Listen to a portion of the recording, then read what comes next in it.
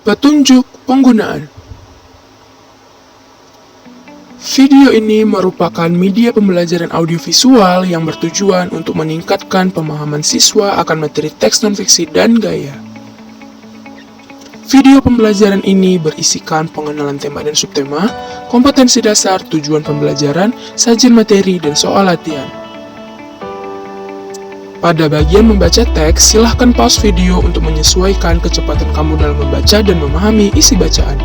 Pada bagian latihan, kamu bisa pause video untuk menulis soal latihan di buku tulismu. Silahkan jawab 5 soal latihan yang ada untuk mengetahui tingkat pemahamanmu akan sajian materi yang telah diberikan. Perhatikan dan amati dengan baik sepanjang video dari awal sampai selesai. Selamat belajar! Hari ini kita akan belajar materi gaya dan teks non-fiksi pada tema 7 indahnya keragaman negeriku. Bagian subtema 1 pembelajaran 1. Sebelumnya, tahukah kamu apa itu keanekaragaman negeriku?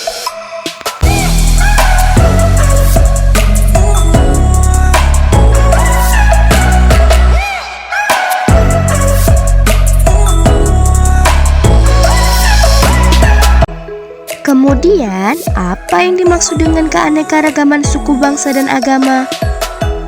Lalu, apa itu gaya? Dan apa pula teks dan fiksi itu?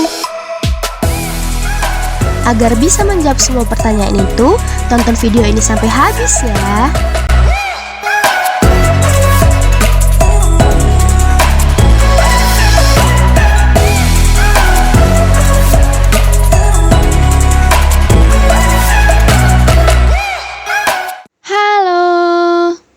Hai, Assalamualaikum.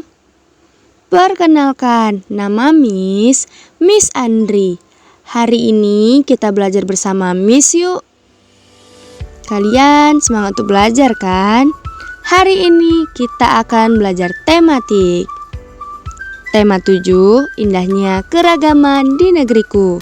Subtema 1, keragaman suku, bangsa, dan agama di negeriku. Pembelajaran 1 dengan muatan bahasa Indonesia dan IPA. Kompetensi dasarnya sebagai berikut. Pertama, KD 3.7 menggali pengetahuan baru yang terdapat pada teks non-fiksi.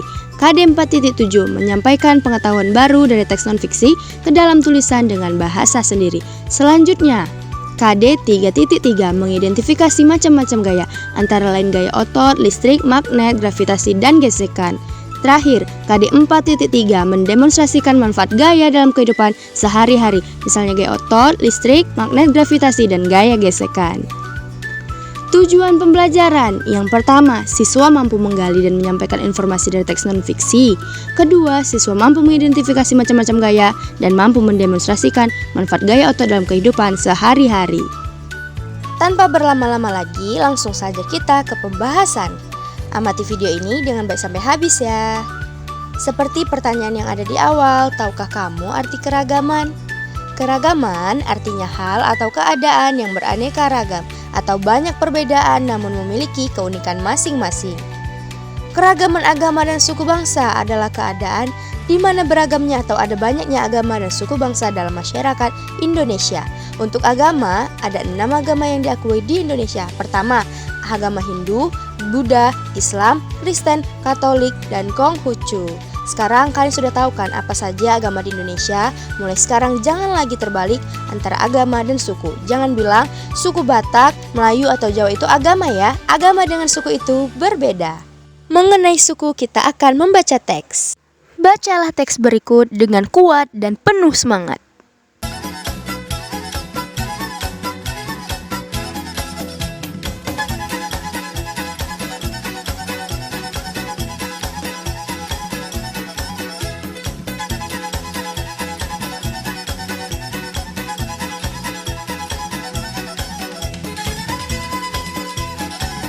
Nah, perlu kamu ketahui teks yang telah kamu baca tadi merupakan contoh dari teks non-fiksi. Teks non-fiksi banyak sekali memberikan informasi-informasi penting di dalamnya. Untuk dapat menggali suatu informasi, perlu kita pahami dulu apa itu teks non-fiksi.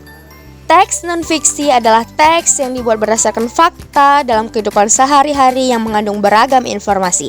Cara menggali informasi yang pertama yaitu dengan membaca intensif atau membaca teks dengan seksama. Jadi kita pahami dulu apa yang telah kita baca. Kedua, menentukan gagasan pokok. Ini disebut juga dengan ide pokok, gagasan utama atau pikiran utama yang menggambarkan keseluruhan isi paragraf. Ketiga, mencatat kembali atau meringkas teks. Jadi kita catat informasi-informasi penting yang telah kita dapatkan. Sekarang, ayo kita coba menggali informasi penting dari teks tentang suku bangsa yang telah kita baca tadi. Ada banyak nih informasi penting yang dapat kita temukan dalam teks berjudul Suku Bangsa di Indonesia. Yang pertama yaitu penduduk Indonesia terdiri atas beragam suku bangsa, agama, bahasa, adat, dan budaya. Tetapi semua dapat hidup rukun berdampingan. Informasi berikutnya dapat kita temukan pada paragraf kedua. Ada lebih dari satu informasi penting pada paragraf ini, namun salah satunya yaitu hasil sensus Badan Pusat Statistik tahun 2010 bangsa Indonesia terdiri atas 1.331 suku.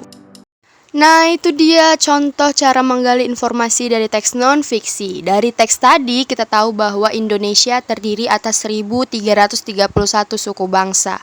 Setiap suku bangsa kemungkinan memiliki kebiasaan dan cara hidup yang berbeda. Salah satu contoh perbedaannya adalah alat transportasi. Pada zaman dahulu, alat transportasi menggunakan tenaga hewan, seperti gambar-gambar berikut ini.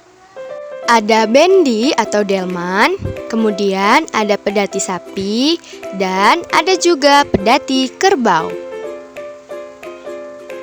Perhatikan bendi berikut ini. Apa yang terjadi saat kuda menarik bendi?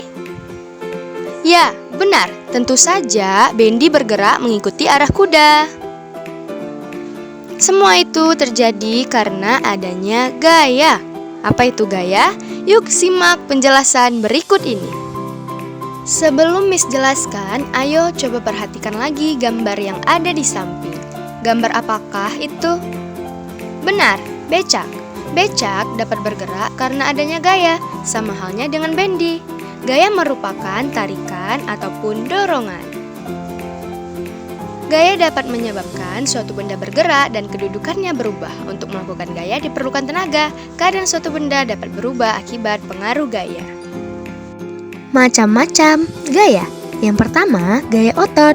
Gaya otot adalah gaya yang timbul karena adanya aktivitas otot. Kedua, gaya gravitasi bumi. Gaya gravitasi bumi adalah gaya yang disebabkan oleh adanya daya tarik bumi, seperti buah apel yang jatuh dari pohon. Selanjutnya, gaya pegas. Gaya pegas adalah gaya yang terjadi apabila ada tarikan atau dorongan terhadap benda yang dilakukan menggunakan pegas elastis seperti ketapel. Keempat, gaya magnet. Seperti namanya, tentu saja gaya ini timbul karena adanya tarikan magnet. Kelima, gaya listrik. Gaya listrik adalah gaya yang ditimbulkan oleh benda-benda bermuatan listrik. Terakhir, yaitu gaya gesek. Gaya gesek adalah gaya yang timbul jika dua permukaan benda saling bertemu. Perlu diketahui bahwa tiap gaya memiliki manfaat dalam kehidupan sehari-hari. Khusus pada pembelajaran satu ini, kita hanya akan membahas manfaat gaya otot dalam kehidupan sehari-hari. Apa-apa saja contohnya? Yuk kita lihat. Manfaat gaya otot yang pertama yaitu kita dapat mengayuh sepeda untuk berpindah ke suatu tempat atau juga untuk menyehatkan badan. Kedua, ibu dapat menggendong adik. Seperti contoh gambar di bawah ini. Ketiga, ayah dapat mendorong mobil yang mogok sehingga mobil dapat bergerak. Keempat, kakak dapat membawa barang belanjaan. Kelima, sapi dapat menarik gerobak. Pernah melihatnya apa tidak? Keenam, kita dapat mendorong meja. Kamu pernah mendorong meja kan? Sekianlah sajian materi pada pembelajaran 1, subtema 1, tema 7. Sekarang, ayo kita kerjakan latihan untuk mengetahui tingkat pemahamanmu. Ini dia.